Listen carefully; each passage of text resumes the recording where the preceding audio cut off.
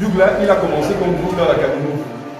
Et vous connaissez les objectifs de l'académie, c'est d'abord les études, ensuite le football.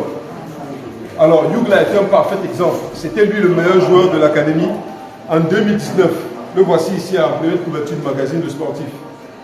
Alors, celui qui sera meilleur joueur encore cette année de l'académie va bénéficier d'une somme de 100 000 et il va figurer sur la première couverture du magazine de sportif.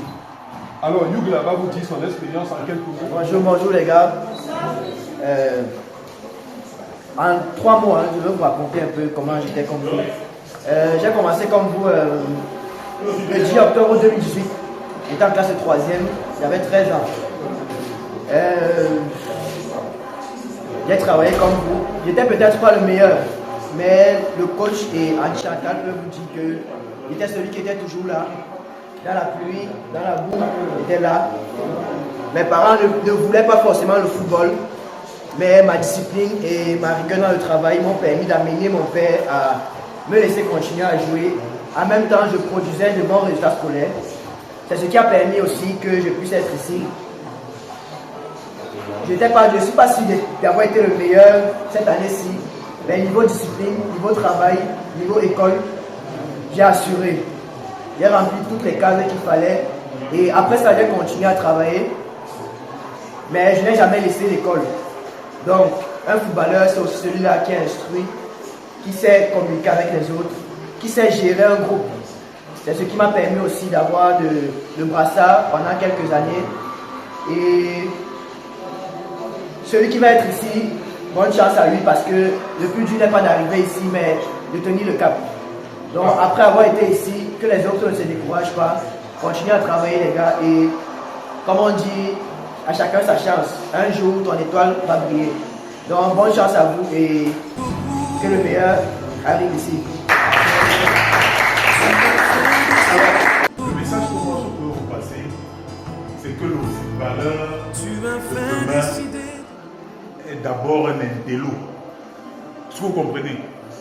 Pour jouer à NBA, il faut avoir moins le bac où tu laisses. Donc le football est en train de tendre vers là. La première des choses qu'on va vous demander, c'est l'école. Donc je suis fier de ce qu'il est devenu. Il a vite compris. Aujourd'hui, il peut jouer au foot, il peut ne pas être obsédé. C'est un futur cadre d'entreprise. Il peut même garder l'entreprise. À 30 ans, quand il va prendre sa retraite, il revient à l'entreprise. Il sera toujours jeune. Je vais vous demander d'applaudir pour lui.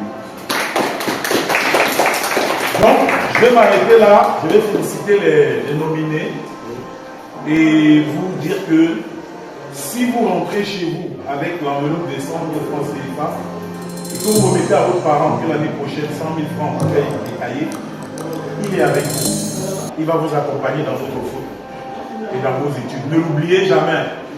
Le footballeur de demain, c'est un. Je vous félicite parce que vous avez décidé de pratiquer ce métier. C'est un métier qui est assez difficile.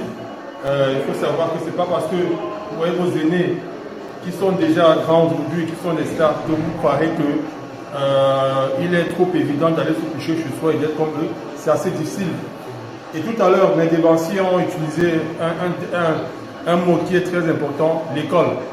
Il faudrait aller à l'école parce que même quand vous serez footballeur professionnel, d'autant plus que vous aurez des contrats à signer et ce n'est pas toujours l'agent qui va signer vos contrats. C'est vrai que c'est lui qui sera devant, mais il faudra aussi que vous ayez la possibilité de lire, analyser vos contrats. Après le football, il y a une autre vie.